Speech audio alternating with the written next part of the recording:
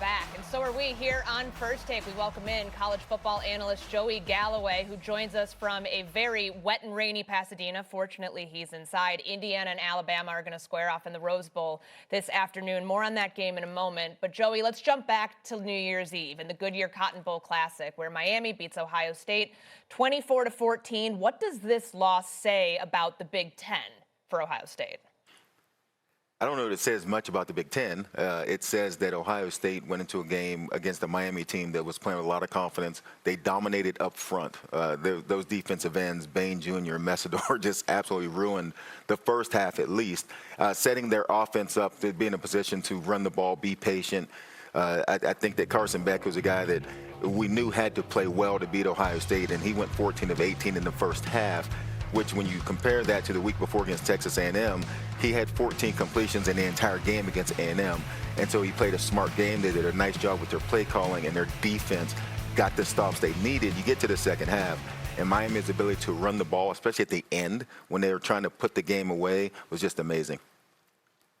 I mean, when you look at that game, Joey, the thing that stands out to me was that Miami felt more talented than Ohio State. And you think about Ohio State's run last year through the college football playoff, it was all about those transfers of those highly recruited guys like Jack Sawyer, who stayed for 4 to 5 years, and then Jeremiah Smith becoming a star and ascending late. It was all about those people sort of showing up for them when you saw the athleticism at Ohio State was different than every other school. I didn't feel that last night. You already mentioned Bain and the defensive ends and the way they attack. Fletcher being able to get downhill, especially late in that game, but also the secondary of Miami outside of the large post or the huge post to Jeremiah Smith. They seemed as athletic or more talented on the outside at the safety positions than Ohio State. And we haven't seen that for Ohio State in the entire season. Even when you think about Texas, there were individual players who you felt flashed for Texas, but their quarterback, Arch Manning, wasn't ready to go. You go to losing a game against Indiana and a team that doesn't have half of the 4 stars that you have, none of the 5 stars that you have, and it felt like the game was fast for Ohio State.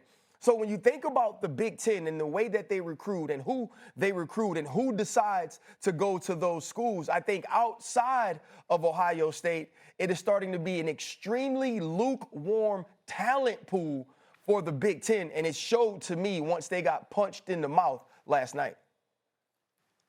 You know what? It's interesting to me. I felt the same way.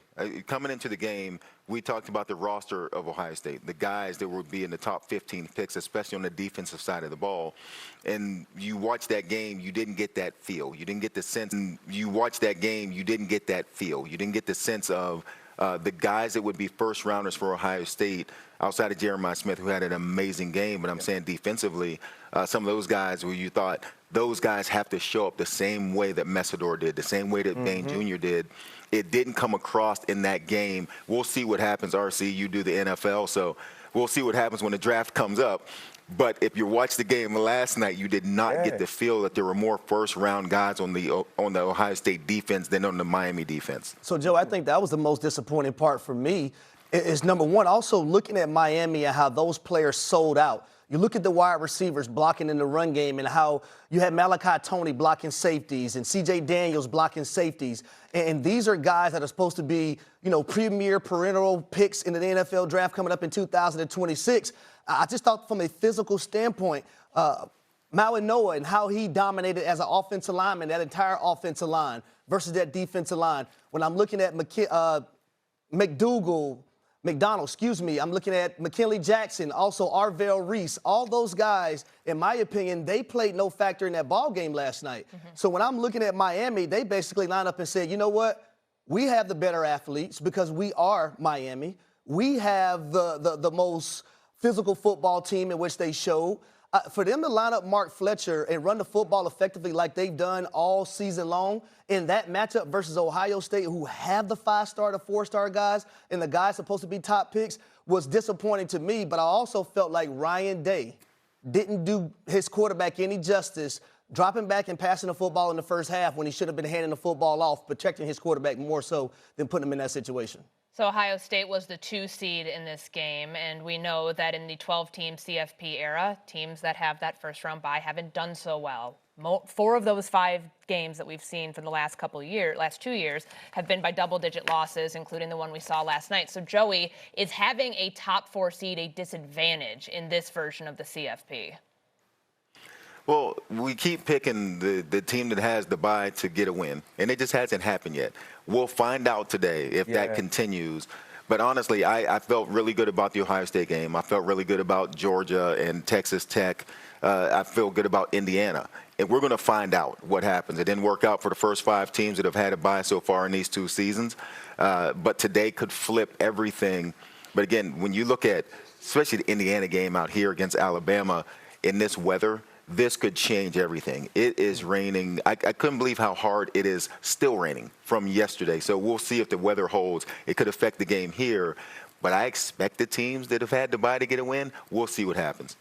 Yeah, first off, I'm finna text Raphael Sadiq because he lied to us. He told us it never rained in Southern California. Y'all out there and it's raining dang cats and dogs. So that's the first part of it.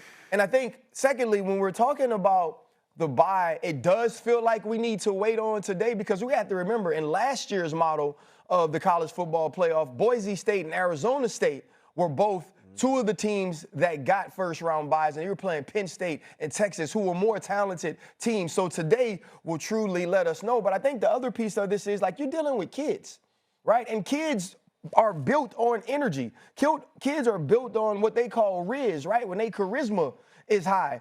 When you are a team that plays in the first round of the playoffs and you get an opportunity to face a non-conference opponent and beat them and play well, that momentum rolls into the next week for you. You can't tell me after watching Miami walk off the field in Texas A&M, they didn't have more confidence in themselves than they did when they walked in to Texas A&M, when they walked in to College Station. You can't tell me that last year when I'm watching Notre Dame play against Georgia in the Sugar Bowl that they didn't have more momentum because they got an opportunity to play against Indiana and beat them, see who Jeremiah Smith is, see who this defense can be. And so where it is, I don't know if it's about being able to prepare after the layoff and start a game fast. I do believe that the momentum carried over by very good college football teams into the second round definitely plays a part in them being more ready or readier to play early on in the game. So Alabama, Indiana in the Rose Bowl, 4 p.m. Eastern time, 1 p.m. Pacific today. We know that the weather's going to be a factor and that Alabama enters this game, Harry, as 7.5-point underdogs. If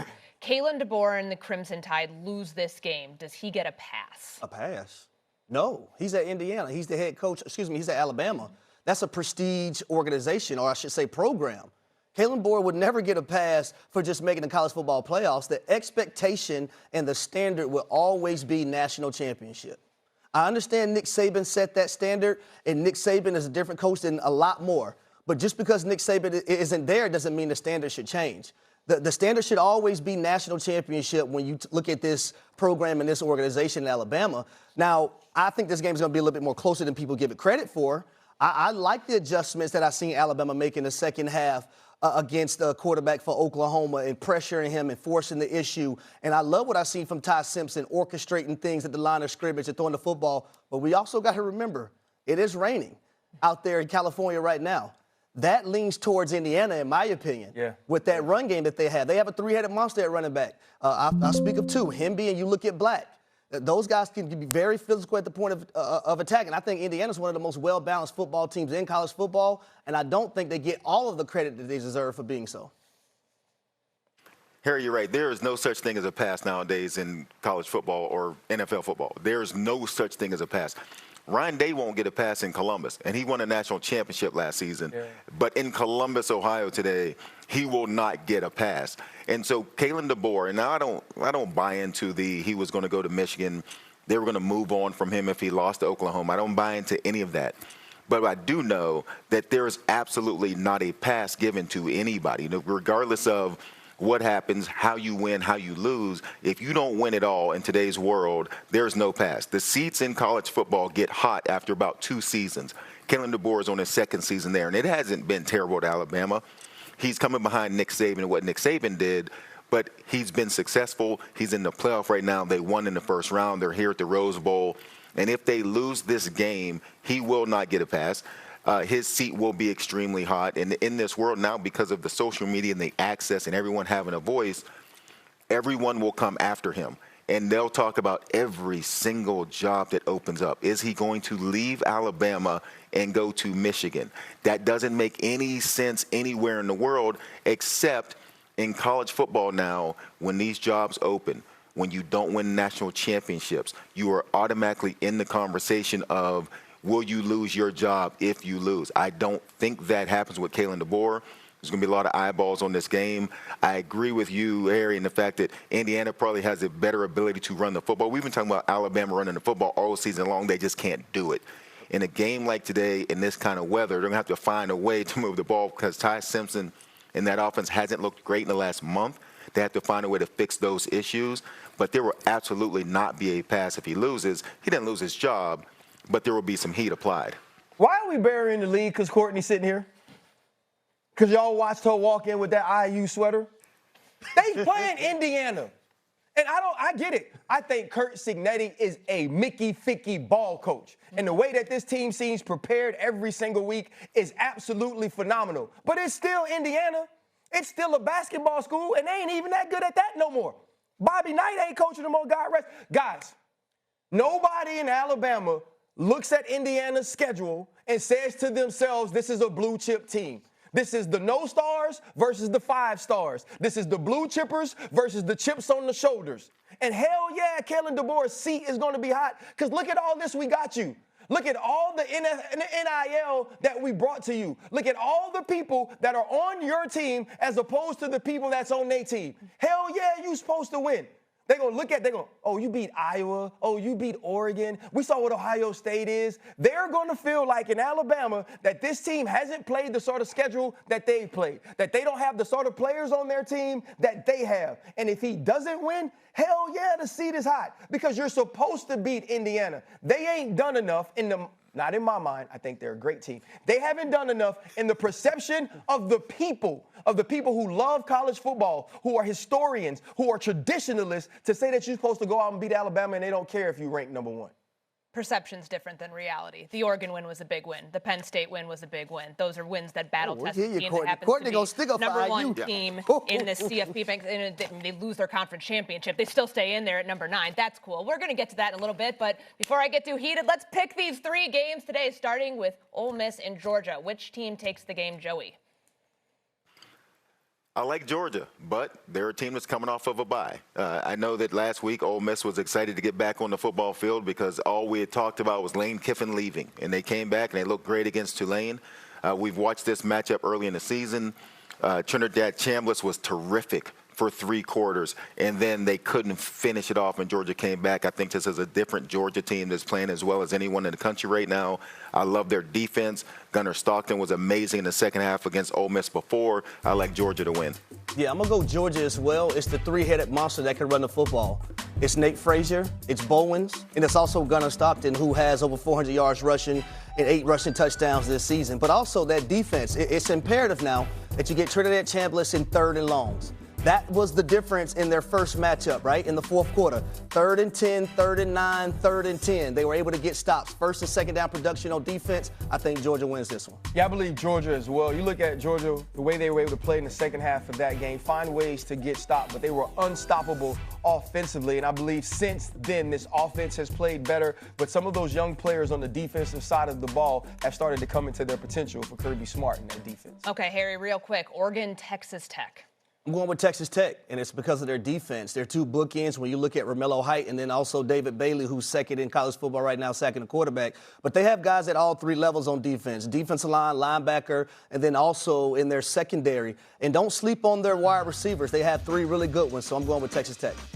Yeah, I'm going with Texas Tech as well. When you watch that championship game and the way that you saw them not only swarming the quarterback but turning the football over, and their best player, who was a Heisman candidate as a defensive player, didn't even make those plays. I think Texas Tech suffocates this Oregon offense.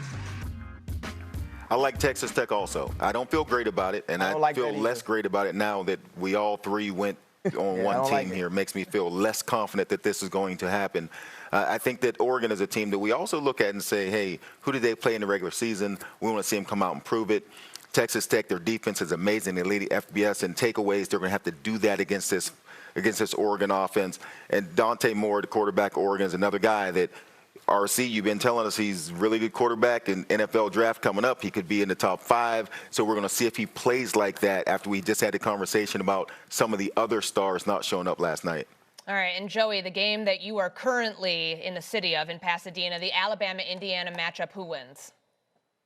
I got Indiana. Yeah, RC, I'm taking basketball school Indiana to beat Alabama. I think those days of Alabama having a bunch of 5 stars and 4 stars and nobody else having any, I think those days are gone with NIL now. I think that everybody's getting some of those guys now. I like Indiana to win this game. Well, I don't know why you point me.